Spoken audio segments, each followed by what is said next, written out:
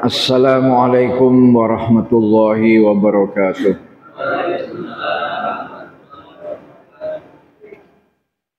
Alhamdulillahi wahdah, sadaqa wa'dah, wa nasara abdah, wa a'azza jundah, wa hazamal ahzaba wahdah.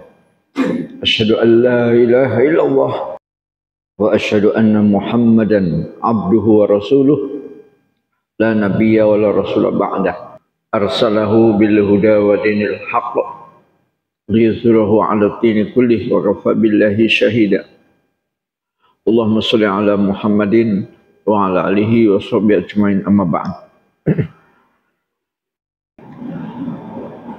Alhamdulillah, Bapak-bapak, Ibu-ibu, pada pagi hari ini Allah Subhanahu wa taala kembali mentakdirkan kita bisa berkumpul, bermuajahah di rumah Allah, Masjid Al-Mabrur, Wailunik, TPS, Teluk Betung Selatan, yang dalam sebuah acara yang mulia, yaitu majelis ilmu, majelis yang sangat bergengsi dan sangat terhormat, majelis mulia. Karena di majelis ini warisan Nabi Muhammad SAW sedang dibagi-bagi. Apa warisan Nabi Muhammad? Ilmu. Semoga kita bisa mendapatkan warisan tersebut. Amin. Saya doakan semoga kita semua tetap dalam keadaan sehat walafiat.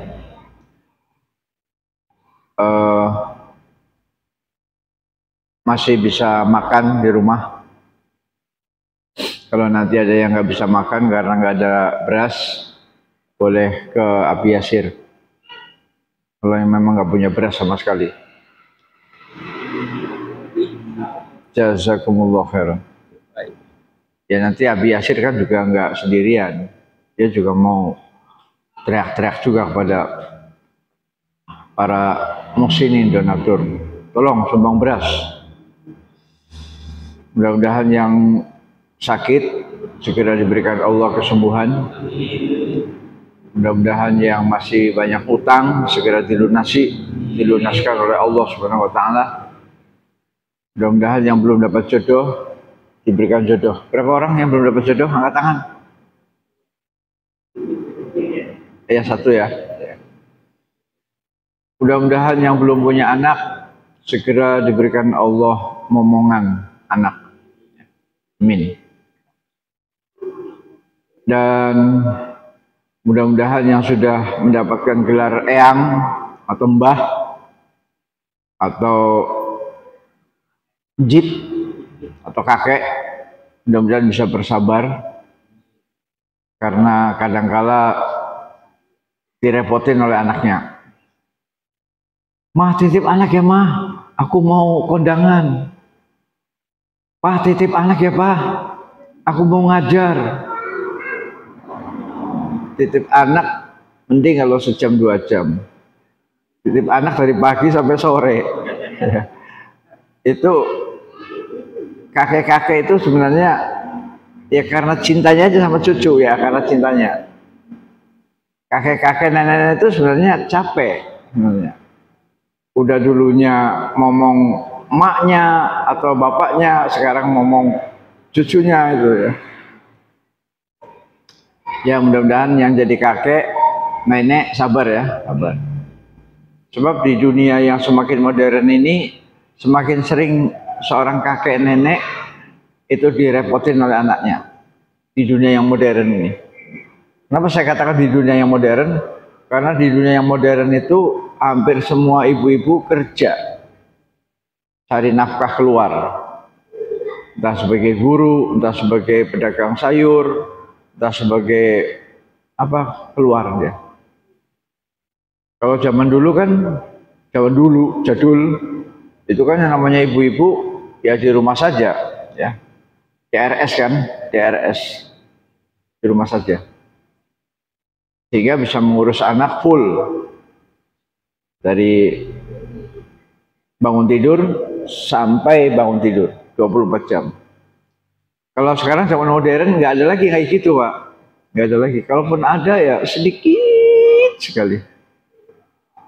Rata-rata mak-maknya itu udah sarjana, S1, S2. Kalau saya nggak kerja, mau bazir dong saya kuliah, mau bazir. Nah, itu kan. Jadi dia harus kerja. Karena menganggap bahwa ijazahnya itu kan harganya mahal, ijazahnya itu. Ya itulah zaman modern, Pak. Suka tidak suka, mau tidak mau, itu kita hadapi di depan mata, Pak. Depan mata. Bagaimana syariat Islam mengatur? Ya sebenarnya syariat Islam mengatur gampang. Bolehkah seorang istri membantu ekonomi suami? Jawabannya boleh dong, namanya membantu masa nggak boleh? Boleh. Tapi diusahakan yang tidak melanggar syariat. Ya. Artinya silakan wanita, silakan perempuan, jangan ibu-ibu bekerja, tetapi tidak melanggar syariat. Ya. Tidak ikhtilat laki-laki perempuan.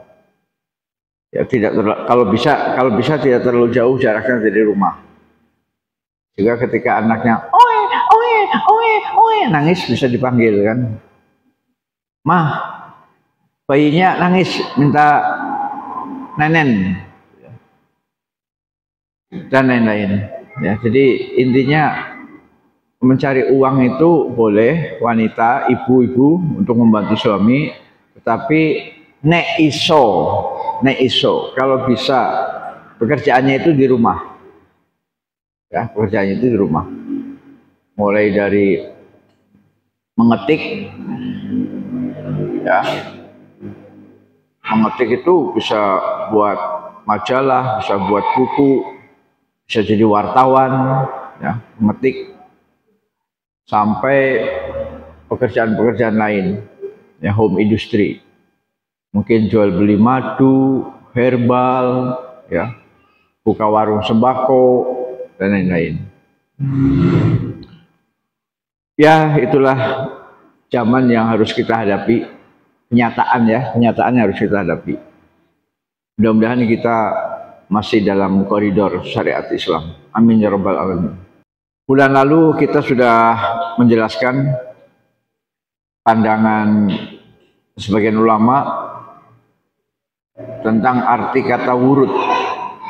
Wurud itu artinya ada yang mengartikan wurud itu hanya sekedar lewat, tapi ada yang mengatakan masuk. Bagi saya pribadi itu sama saja. Kenapa? Karena walaupun namanya lewat, tetap panas juga, Pak. Panas lah, masa nggak panas? Ya. Jangankan neraka di bawahnya, ya. Jangankan orang bakar sampah aja, terus tangan kita begini di atasnya, panas nggak, Pak? Panas.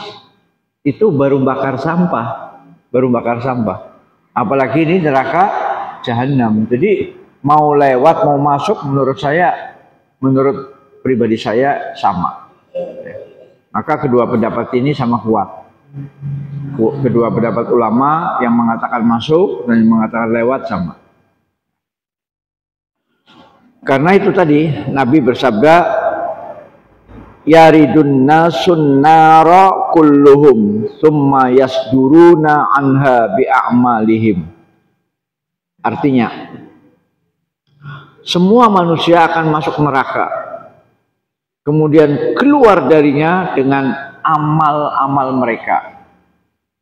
Jadi penyebab dia bisa keluar itu amal.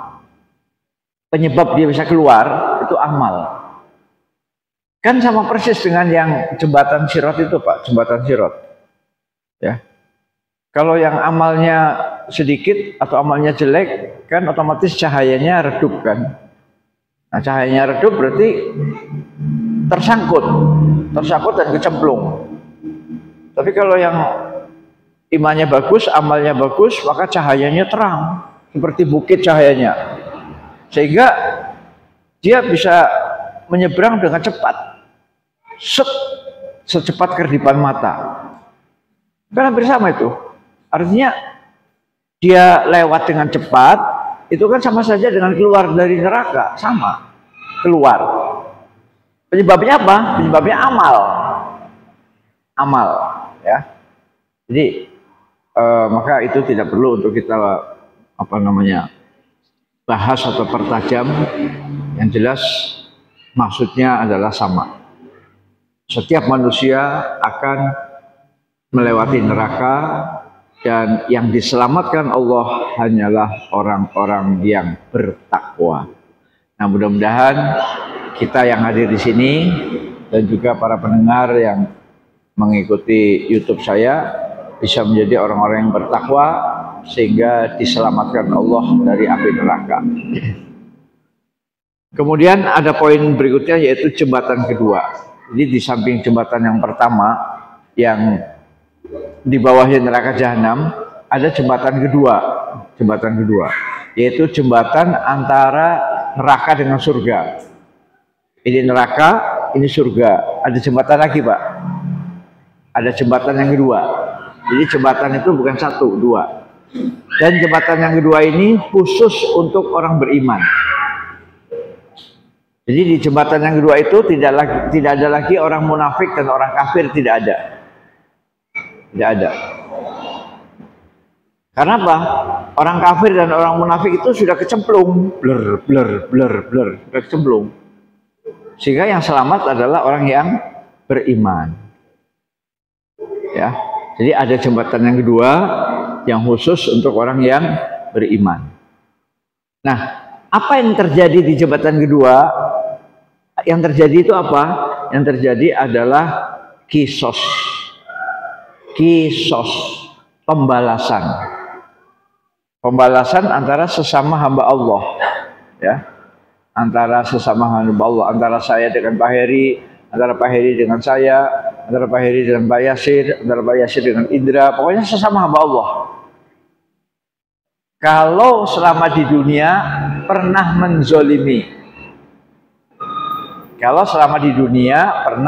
menzolimi, apakah menzolimi badannya dengan dipukul, dengan dicubit, dengan ditujah, dengan dipotong telinganya, pokoknya menzolimi badannya. Atau menzolimi fulusnya, menzolimi hartanya.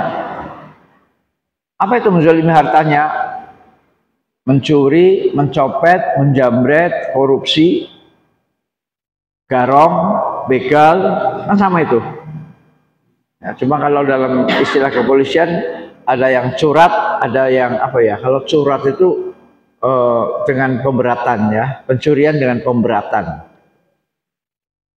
Ada yang pencurian ringan, hanya modal 2 jari aja gini. Nah, itu ya. Masuk ke sini kan, dia lagi meleng gini. Nah, itu nggak sampai dengan pemberatan. Kalau dengan pemberatan kan dihajar dulu, dipukul dulu, dicekik dulu. Ini enggak. Orangnya tetap sehat selamat. Orangnya tetap, yang dicuri itu tetap sehat selamat, tapi kantongnya nggak selamat. Ya. Jadi ada yang pencurian dengan pemberatan, ada yang pencurian tanpa pemberatan. Itu yang pernah menzolimi termasuk, catat Mas, Pak, Bu, catat, termasuk utang nggak mau bayar, itu termasuk menzolimi. Ya, itu sudah saya bahas videonya waktu saya ngisi di Sukorowo. Ya, nanti videonya buka saja, Muhammad Nurdin Official. Ya. Jadi daripada antum-antum membuka video yang nggak genah, ya, nggak genah, video-video yang MC mak jelas, ya, ngabisin kuota belum tentu dapat pahala.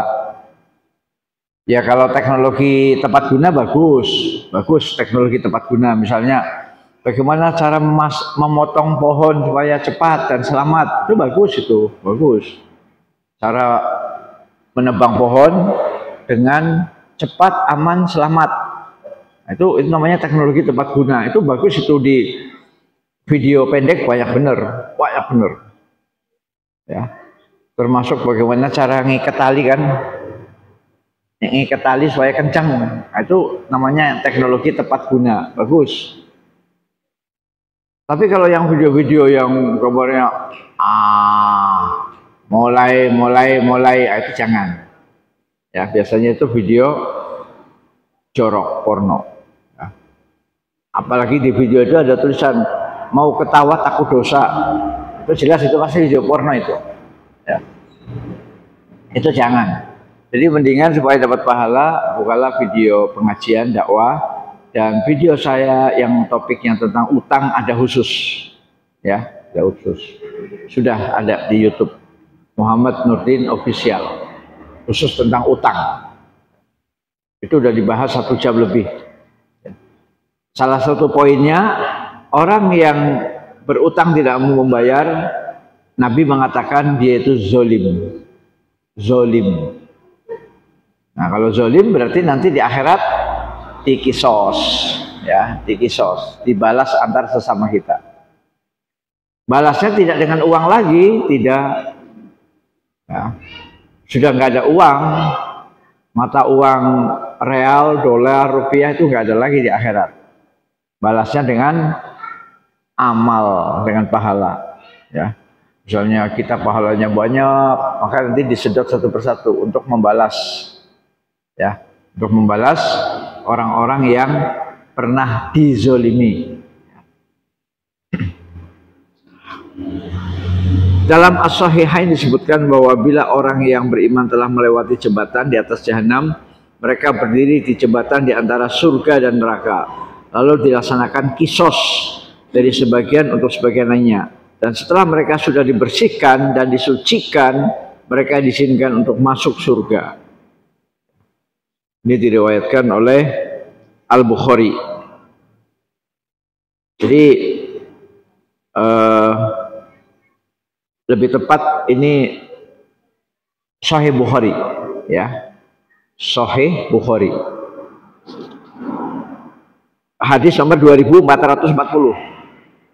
Ya, jadi ini bukan kata saya Pak ya, bukan, saya tidak ngarang enggak, tapi berdasarkan hadis Sahih Bukhari nomor 2440 dan hadis riwayat Imam Ahmad 3/13 dari Abu Sa'id Al-Khudri, dari Abu Sa'id Al-Khudri, bahwasanya jembatan kedua adalah jembatan setelah kita melewati jembatan yang pertama, ya. Dan disitulah terjadi kisos, pembalasan, dan pembalasan itu terjadi karena ada kezaliman sesama orang Islam, ya, sesama orang beriman di dunia, baik berupa utang nggak bayar maupun berupa mencuri, mencopet, atau pinjam tapi nggak mengembalikan. Ya, misalnya saya pinjam motor ke Mas Indra tapi nggak pulang, ya, maka itu sama dengan zalim, sama dengan utang nggak bayar, sama. Alhamdulillah dulu ada yang kena tsunami di Kalianda, tsunami, kemudian motornya hancur, motornya motor pinjaman. Nah, maka si anak tersebut, si mahasiswa tersebut, dia mencari motor yang tipenya sama untuk mengembalikan kepada yang punya. Karena ternyata motor yang kena tsunami itu sudah kerendam air garam dan dalamnya itu rusak Pak. Karena kerendam air garamnya itu air laut itu lebih dari 24 jam. Kalau langsung kena tsunami, langsung diangkat, langsung dibawa ke bengkel, dibongkar, insya Allah masih bagus. Tapi karena kena tsunami, kemudian motornya diparkir dulu kemana, 24 jam, baru hari berikutnya diangkut, nah, maka motor itu sudah dalamnya rusak mesinnya, sehingga dia harus mengganti kepada yang punya, dan cari merek yang sama, alhamdulillah ketemu. Ya, mereknya Bison, harganya sekitar 7 juta, 7,7 lah. Ya. Apa? Motor laki ya, Yamaha laki Bison. Jadi begitu, harus dikembalikan dengan pinjam apa saja, pinjam sandal, pinjam sepatu, pinjam laptop, pinjam HP, tahu-tahu hilang, maka harus diganti dengan yang harganya persis sama, yang tipenya harganya sama, tahunnya, tipenya harganya tahunnya harus sama. Dicari dulu di toko. Nah, kalau tidak ketemu, barulah dicari yang lebih baru, lebih bagus, lebih mahal. Jangan yang lebih rendah, jangan. Ya. Kalau misalnya HP-nya Samsung seharga 2 juta, tahunnya misalnya tahun berapa gitu ya, ya cari yang segitu. Samsung tahun segitu harga 2 juta. Ternyata dicari nggak ada, adanya yang 2.300.000, nggak apa-apa, bagus. Jadi kalau memulanginnya dengan harga yang lebih tinggi, bagus. Tapi kalau dengan harga yang lebih rendah nggak boleh. Pak, maaf ya Pak, saya kemarin kena musibah, HP Bapak saya pinjam kecemplung laut, ini saya ganti dengan harga yang lebih murah, harganya 1,5 juta. Nggak bisa Pak, nggak boleh. Ya, memulanginya dengan harga yang sama atau yang lebih tinggi. Ya, itu ada di YouTube Bapak. Ya.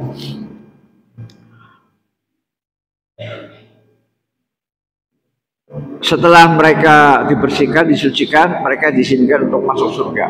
Jadi dengan kata lain, hutang itu penghalang masuk surga, penghalang. Karena dia harus pelunasan dulu, pelunasan. Ya, di jembatan yang kedua itu tadi, ya, di jembatan yang kedua harus melakukan pelunasan. Pelunasannya dengan amal soleh, dengan pahala amal soleh. Pahala puasa, pahala haji, pahala zakat, pahala sedekah, pokoknya untuk membayar. Al-Qurtubi dalam At-Tadhkirah menyatakan bahwa ini adalah jembatan kedua khusus bagi orang-orang beriman. Tidak seorang pun yang jatuh darinya ke neraka. Wallahu a'lam. Imam Qurtubi dalam kitabnya At-Tadhkirah itu menyatakan seperti itu, bahwa jembatannya adalah jembatan kedua dan orang yang beriman itu tidak ada yang kecemplung ke neraka, nggak ada. Artinya meskipun dia itu orang baik, orang soleh, kan dia nggak kecemplung ke neraka, berarti kan orang baik kan Pak, orang baik, orang soleh. Tapi itu baik dan soleh dalam hablum minallah, hablum minallah. Tapi dalam hablum minannas, utang nggak bayar, kemudian pinjem motor nggak ngomong, pinjem barang nggak dipulangin. Nah itu bisa jadi walaupun orangnya baik, rajin ibadah, jidatnya hitam nih jidatnya, tapi dalam muamalah buruk itu ada Pak. Utang pura-pura nggak inget itu, iya tah, emang saya punya utang, kapan ya? Pura-pura lupa. Nah itu. Tapi sholatnya rajin, ngajinya rajin, taklimnya rajin. Tapi pas muamalah pura-pura lupa. Nah makanya muamalah ini penting untuk dicatat, ya, terutama utang piutang. Ya. Kita lanjut kepada pasal berikutnya, yaitu pasal ke-6, ya, pasal ke-6, surga dan neraka sudah ada dan keduanya abadi, ya, pasal ke-6. Ya. Jadi jangan dikira bahwa surga dan neraka belum dibuat. Sudah ada. Ya. Surga dan neraka sudah ada. Now, sekarang, al-an. Kalau pertanyaannya mana nggak kelihatan, oh itu udah persoalan lain. Persoalan mana, aku pengen lihat. Emangnya nggak serem melihat neraka, ya. Jadi itu sengaja tidak diperlihatkan oleh Allah kepada kita, sengaja. Kalau diperlihatkan, nggak ada orang kafir, Pak, nggak ada, semua beriman. Ya, masjid sebesar ini nggak muat, Pak, nggak muat. Ya. Nanti pada sholat semua sampai ke aspal itu, sholat sepanjang aspal itu, sholat semua. Berhubung masjidnya nggak muat, masjid nggak muat, jadi sholatnya di aspal, pakai koran, pakai karpet, pakai sajadah. Sajadah laris nanti di toko, Pak, habis diborong semua. Ya, Bu, ada sajadah habis, Mas, ada sajadah habis, diborong semua. Sama orang-orang yang pada taubat semua, nggak ada yang kafir, nggak ada yang munafik, nggak ada. Kalau surga dan neraka diperlihatkan. Ya. Pertanyaan saya, Nabi Muhammad SAW pernah melihat surga dan neraka atau belum? Pernah, ya. Ya, tapi nanti sampai jangan bilang, wah, kalau gitu jangan bilang gitu ya, jangan bilang, oh nggak adil, Nabi Muhammad aja melihat surga neraka, masa saya nggak boleh? Oh, lain, ya. Sebelum melihat surga dan neraka, Nabi Muhammad sudah beriman. Sebelum melihat surga dan neraka, Nabi Muhammad sudah beriman. Sudah dong, sudah beriman. Nah, barulah diperlihatkan surga dan neraka ketika peristiwa Isra wal Mi'raj, atau ketika ada gerhana, ketika sholat gerhana, ya, sholat gerhana itu Nabi melihat surga dan neraka, melihat lagi sholat gerhana. Nah, beda dengan kita atau muat manusia, mereka pada mabuk, pada zina, pada judi online, pada apa, jadi bandit-bandit. Kalau diperlihatkan surga sekarang kan langsung tobat. Oh ya, tobat. Jadi beda, ya, makanya nilai yang tertinggi itu namanya iman. Iman itu adalah nilai yang tertinggi. Nggak melihat tapi ya percaya, ya kan? Nggak melihat tapi percaya, itu iman namanya. Allah nggak kelihatan tapi yakin, ya, yakin. Surga neraka nggak kelihatan tapi yakin, ya, yakin. Nah, ini kita akan baca matannya, matan dari Aqidah Tahawiyah. Matan itu pelajaran intinya, Pak, ya, pelajaran inti ya. Matan ke-94.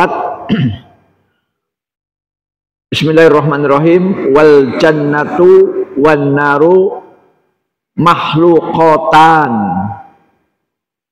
la tafnayani abada wala tabidan wa anna Allah ta'ala khalaqal jannata wan nara qablal khalq wa khalaqalahuma ahlan.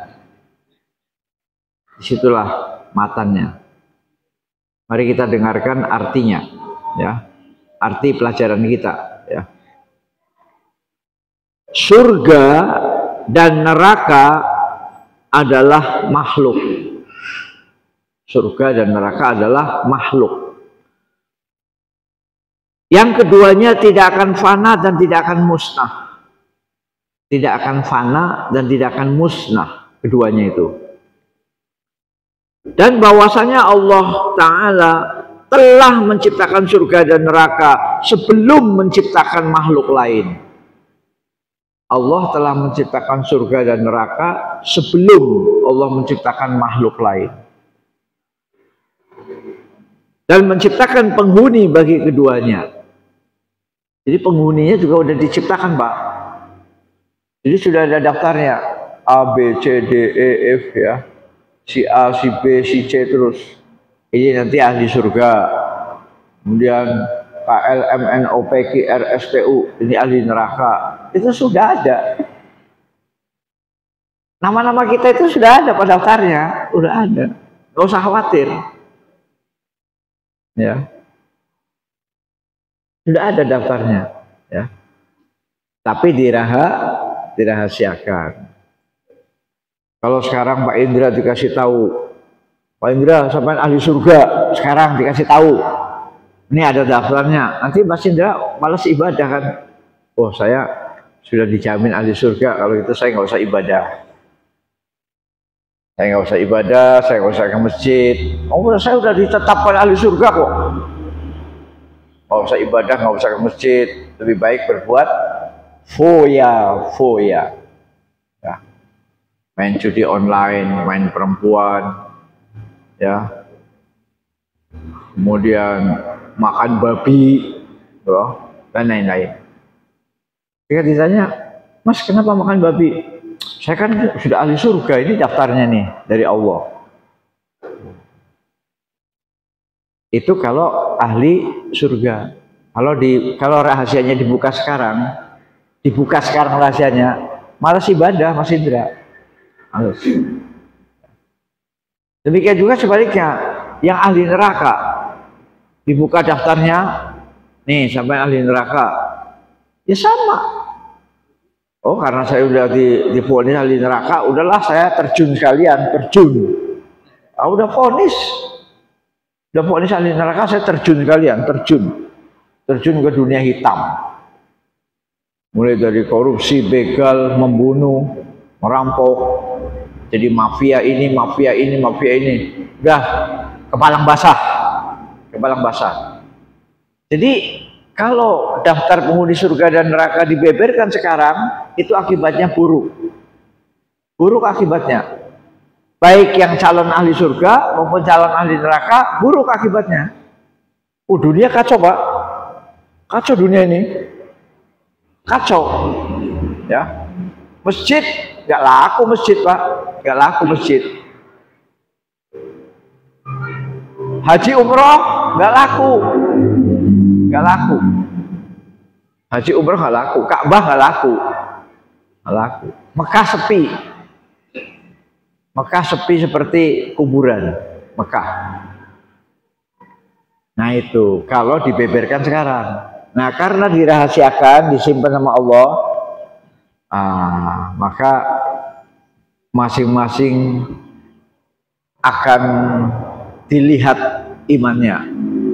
Ya. Oh, setelah dikasih tahu ayat ini, dia menolak. Oh, berarti dia memang calon ahli neraka. Baru calon. Ya. Dikasih ayat ini, nolak. Dibacain Al-Fatihah, nolak. Katanya, oh itu Quran itu buatan Muhammad itu. Quran itu bukan dari Allah, buatan Muhammad. Ya. Jadi ketika dikasih ayat, dikasih Al-Quran, nolak. Itu berarti tanda-tanda ahli neraka. Dikasih tahu bahwa Nabi Muhammad itu adalah Nabi dan Rasul terakhir, dia nolak. Apa? Rasul terakhir bukan Muhammad. Rasul terakhir adalah Ahmad Hulam, Mirza Hulam Ahmad. Atau misalnya Nabi terakhir adalah Musa alaihi salam. Setelah Musa udah habis, gak ada lagi Nabi. Isa bukan Nabi. Isa anak Allah, misalnya begitu. Muhammad gak masuk perhitungan, gak masuk. Ya. Jadi kalau daftar penghuni surga sudah dijelentrehkan, sudah ditunjukin sekarang, dunia kacau, Pak. Kacau. Masjid nggak laku, pengajian nggak laku, Al-Quran nggak laku, ya. Kemudian Mekah Madinah sepi kayak kuburan, Mekah Madinah. Nah, tapi berhubung dirahasiakan, maka masing-masing sesuai dengan kadar imannya akan menyambut seruan Allah. Ketika dia ada iman, ya Allah sholat, dia tergerak hatinya. Dia tinggalkan bisnis, dia tinggalkan pekerjaan, dia tinggalkan jual beli, dia tinggalkan berbagai macam aktivitas dunia, dia segera menuju air wudhu. Dia berwudhu. Setelah berwudu baca doa, asyhadu an la ilaha illallah wahdahu la syarikalah wa asyhadu anna Muhammadan abduhu wa rasuluh. Kemudian sholat sunnah. Bisa jadi sholat syukrul wudu, bisa jadi sholat tahiyatul masjid, bisa jadi sholat qobliyah, sholat sunnah dulu. Sholat sunnah. Nah, barulah Allahu Akbar, asyhadu an la ilaha illallah, asyhadu anna Muhammadar Rasulullah, hayya 'alas shalah, hayya 'alal falah, qad qamatis shalah. Nah, qomat. Ya. Barulah sholat yang inti fardu. Ya. Itu.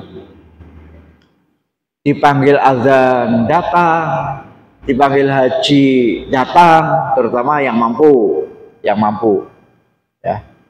Apakah ada yang mampu dipanggil haji nggak mau datang? Oh banyak. Mampu, duitnya banyak, pas dipanggil haji takut. Ya. Ada yang takut, ada yang saya masih muda, masih mau senang-senang dulu. Nah, coba bayangan dia itu kalau sudah haji pulang itu harus taubat, nggak boleh macam-macam, nggak boleh foya-foya, nggak boleh main perempuan lagi, nggak boleh korupsi lagi, nggak boleh membungakan uang lagi, nggak boleh. Jadi dia pikir, oh saya masih muda kok, kalau haji sekarang saya sayang, saya nggak bisa berfoya-foya. Saya mau foya-foya dulu, baru nanti kalau sudah tua mau mati baru haji. Ada yang nggak mau haji karena takut, ada yang karena saya masih muda kok, masih saya harus menikmati dunia yang bebas dulu. Ada yang karena bisnis. Wah, 50 juta. Oh, sayang kalau untuk berangkat haji. Mendingan 50 juta itu untuk bikin Indomaret, Alfamaret, warung toko, kontrakan. Ya, biar uangnya diputer, nanti uangnya mengembang. Oh, kalau uangnya mengembang bisa beli Pajero, bisa beli Alphard, bisa setiap minggu ke Singapura, ke Bali, ke Nepal. Nah, jadi daripada 50 juta untuk haji, mendingan dikelola untuk usaha, untuk bisnis. Jadi orang yang kaya tidak mau haji itu ya penyebabnya yang pertama imannya kosong. Ya, imannya kosong, imannya lemah, kosong. Yang kedua, ya imannya kosong itu sehingga dia takut. Nah, takut apa nggak tahu, nggak jelas, mak jelas yang ditakuti apa. Yang ketiga, saya kan masih muda, masa haji sekarang, nanti aja lah udah tua mau mati. Yang ketiga, karena sayang ini 50 juta, mendingan untuk diputar untuk bisnis. Nah, jadi itulah makanya penghuni surga dan penghuni neraka daftarnya sudah ada daftarnya, tapi dirahasiakan. Mengapa dirahasiakan? Supaya terjadi kemaslahatan, ya. Yang bajingan tengik masih tetap ada, yang soleh masih tetap ada, sehingga dunia ini rame gitu loh. Ada yang dakwah, ada yang ceramah, ada yang pengajian, ada yang tilawatil Quran, ada yang menghafal Quran, tahfidz, ya. Dan di sebelah sana ada yang gitu-gitu, ya. Yang mabuk ada, yang zina ada, yang judi ada, yang korupsi ada, yang menzolimi ada, yang pembunuh ada. Jadi dunia ini ramai, Pak, ramai. Nah, kemudian terjadilah amar ma'ruf nahi mungkar, ya, diajak, ya, Mas ngaji yuk, nanti di sana enak loh ngajinya. Setelah ngaji dikasih teh, dikasih snack. Ada yang tertarik, ada yang kalau cuma snack sih saya juga bisa beli, ya. Apain snack dari Al-Mabrur, beli sendiri juga bisa. Nah, itu ada yang sinis begitu, ya. Ada yang iya toh ada snack, ada yang mau datang. Ada yang dengan snack nggak mempan, akhirnya dengan door prize. Yo ngaji di Al-Mabrur, nanti dapat door prize, diundi, siapa tahu Anda dapat. Door prize-nya itu bisa HP, bisa sepeda, ya, bisa sembako, ya, lumayan kan? Misalnya pulang-pulang nenteng beras 5 kilo sama sembako, kan lumayan. Ya ada yang dengan snack itu nggak mempan. Ya. Ada yang tanpa iming-iming dia datang. Mas, sampean rumahnya di mana? Saya rumahnya di Raja Basa. Loh, kok ngajinya jauh sekali ke sini? Ya, saya ingin cari ilmu. Nah, tapi di sini nggak ada air putih loh. Ada air putih. Maksudnya masjidnya lagi miskin itu. Oh nggak apa-apa, saya nggak cari air kok. Saya nggak cari air, saya cari ridho Allah. Ada yang ngaji walaupun dia nggak mengharapkan air, nggak mengharapkan snack, tapi datang. Nah, itu termasuk yang kualitas super itu Pak. Kualitas super itu. Nggak mengharapkan snack, apalagi door prize, nggak berharap itu. Nggak berharap door prize, snack, ya dia datang karena ingin mendapatkan ilmu. Ya. Nah itulah yang makanya kembali ke matan ini. Wal jannatu wan naru makhluqatan, ya. Jadi yang jelas surga dan neraka itu bukan Tuhan, bukan, tapi makhluk ciptaan Allah. Surga ciptaan Allah, neraka ciptaan Allah, makhluk. Makhluk kan berasal dari kata khalaqo, ya. Khalaqo, telah menciptakan. Jadi makhluk itu artinya benda yang diciptakan. Benda yang diciptakan itu namanya makhluk. Kalau makhluqatan berarti dua benda. Dua benda. Makhluqatan yaitu dua benda. Kenapa dua benda? Karena judul kita adalah surga dan neraka. Jadi surga dan neraka adalah makhluk, ya, ciptaan Allah. Namun demikian meskipun makhluk, Allah punya kehendak. Allah punya kehendak.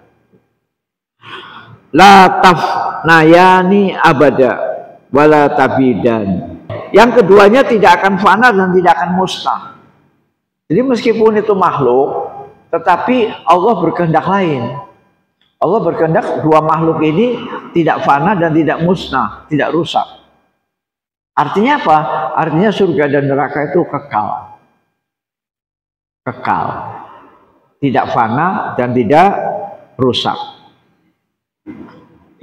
Kalau neraka rusak kan orang yang ahli maksiat seneng kan? Ya, alhamdulillah nerakanya udah nggak panas lagi. Udah rusak nerakanya. Ya, nerakanya sudah rusak, sudah istilahnya voltasenya udah turun 0. Sudah diukur pakai termometer, oh 25 derajat, berarti udah adem. Neraka tidak rusak, tetap panas. Ya, surga juga tidak rusak. Kalau taman-taman kita itu bisa rusak, Pak. Taman ini taman, ya. Lupa nyiram, layu, ya. Lupa nyemprot, banyak rumput, banyak serangga, daunnya bolong-bolong, dimakan ulat, habis. Ya, lupa mupuk, buah yang kecil-kecil. Nah itu taman dunia, itu taman dunia. Tapi kalau taman surga, no pupuk, no disiram air, no disemprot pakai obat-obat hama penyakit, no. Ya, akan selalu menghijau, akan selalu berbuah selama-lamanya. Nah, jadi meskipun dia itu makhluk, tapi Allah berkehendak kekal. Surga kekal, neraka kekal. Ya. Yang keduanya tidak akan fana dan tidak akan musnah.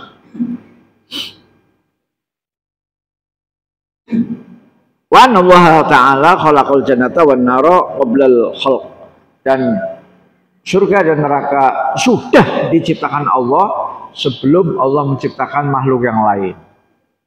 Jadi sebelum adanya langit, bumi, sebelum adanya matahari, bulan, bintang, ya, sebelum adanya berbagai macam teknologi yang canggih-canggih, ada robot, ada drone,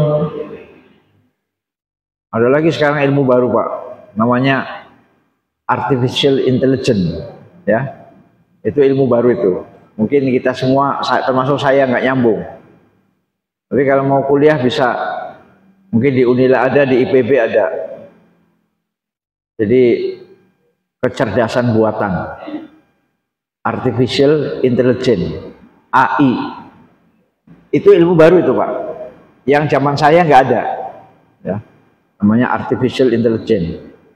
Itu di Bogor tahun ini membuka program itu di IPB.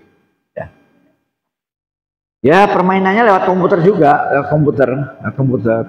Tapi nanti ada ilmu-ilmu khususnya lah. Pokoknya basicnya itu komputer, basicnya itu digital. Ya.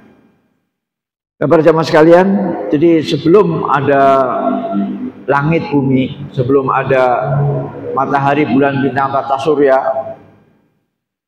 sebelum ada makhluk-makhluk yang lain, sebelum ada Nabi Adam dan Hawa, surga dan neraka sudah ada.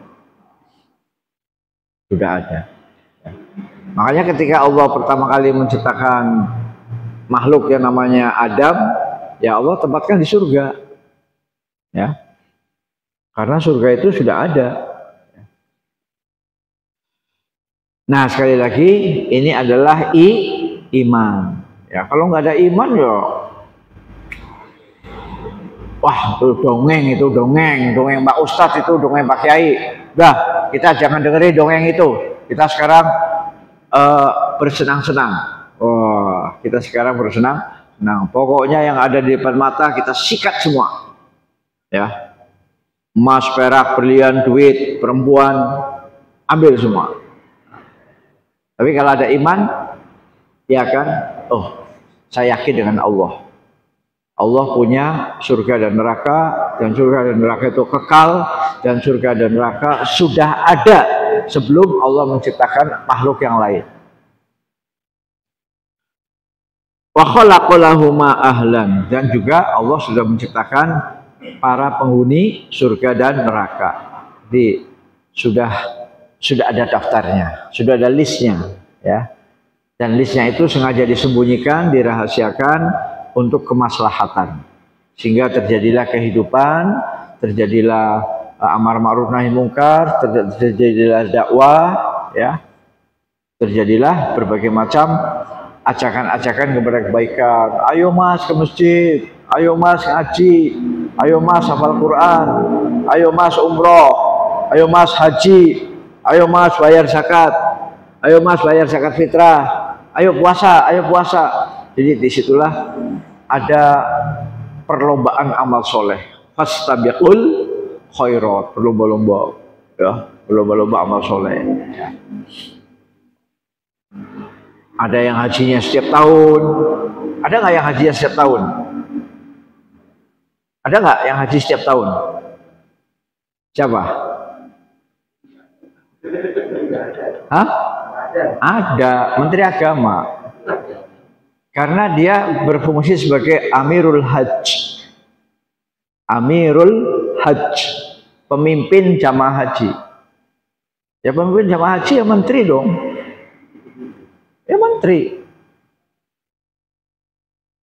Kecuali kalau menteri itu menyerahkan kepada bawahan, misalnya kepada dirjen. Mas Dirjen, tahun ini yang Amirul Hajj jangan saya, kamu. Nah, itu kecuali dirjen, ya. Tapi kalau nggak menyerahkan ke dirjen ya dia berangkat. Kalau misalnya Pak nggak perlu Amirul Hajj, nggak mungkin, pasti ada Amirul Hajj, ya, yaitu pemimpin jamaah haji. Dan pemimpin jamaah haji itu ya menteri. Ya, berarti dia tiap tahun yang berangkat, tiap tahun. Ada yang hajinya 5 tahun sekali, ada yang 10 tahun sekali, ada yang seumur hidup sekali, ya. Demikian juga umroh, ya. Ustadz ini juga macam-macam nih yang umroh. Ada ustadz yang setahun 4 kali umroh, ya. Memang dia nggak bayar, karena dia utusan dari travel, ya. Utusan travel. Pokoknya asal travel bilang Ustadz berangkat, ini ada jamaah 30. Ya dia berangkat. Masa suruh berangkat gak mau? Ah, saya gak mau berangkat umroh. Nah, ada ustadz yang lain yang sama sekali belum pernah umroh, 0. Nah, gimana ini kira-kira memikirkannya nih Mas Indra? Ada ustadz yang setahun 4 kali umroh, setahun, bahkan mungkin 6 kali lah, 6 kali, 2 bulan berangkat, 2 bulan berangkat, 2 bulan berangkat, berarti kan setahun 6 kali. Ada ustadz yang sama sekali 0, belum pernah umroh babar belas. Nah, perlu dipikirkan nggak? Ya, jadi ya kadang-kadang saya mikir gitu ya, ya Allah kasihan amat itu ustadz, sama sekali belum pernah umroh babar belas. Sementara lihat ustadz yang lain, 6 kali, 6 kali. Jadi ada ketimbangan. Ya bagus juga sih kalau ketimbangan ini diatasi. Misalnya nih, ustadz-ustadz yang sering umroh, yang 6 kali umroh, ngajak ustadz yang belum pernah umroh, yuk ikut. Ya ikut ini dulu, ikut nimbrung dulu, nimbrung ini, ikut nimbrung. Nah, setelah ikut nimbrung kan punya ilmunya. Ya ilmunya kemudian bisa juga apa namanya, kamu nabung ya, kamu tabungan dapat berapa? Saya tabungan dapat 10 juta, udah berangkat. Yang sisanya saya yang nanggung. Nah, gitu. Dia nabung dapat 10 juta. Sedangkan umroh kan 30 juta. Ya udah yang 20 juta saya yang nanggung. Misalnya begitu. Misal. Ada. Alhamdulillah. Ini berarti termasuk apa program yang sangat mulia itu. Saya terus terang miris Pak, ketika ada satu orang ustadz 6 kali ke Mekah, sementara ustadz yang lain 0, belum pernah. Sehingga ketika cerita umroh, cerita haji dia hanya ngelamun doang, ya. Padahal ustadz, ya kita mulai dari ustadznya dulu lah Pak. Nanti kalau ustadznya sudah baru apa merebut masjid, ya tenang aja, merebut masjid juga ada jatah kok, ada. Nah para jamaah sekalian, itu yang bisa saya sampaikan pada pagi hari ini. Saya sudah bicara 55 menit, insya Allah cukup 55 menit. Kalau saya sambung nanti kurang bagus, ya cukup. Yang jelas kita yakin bahwa surga sudah diciptakan Allah sebelum Allah menciptakan langit dan bumi, dan surga itu adalah 2 makhluk, 2 ciptaan Allah, tapi kekal, tidak rusak dan tidak binasa. Dan penghuni surga sudah ada daftarnya, tapi dirahasiakan. Mudah-mudahan kita semua termasuk orang-orang yang memiliki iman, dan kita termasuk ada yang di dalam daftar penghuni surga. Amin. Wabillahi taufiq wal hidayah. Assalamualaikum warahmatullahi wabarakatuh.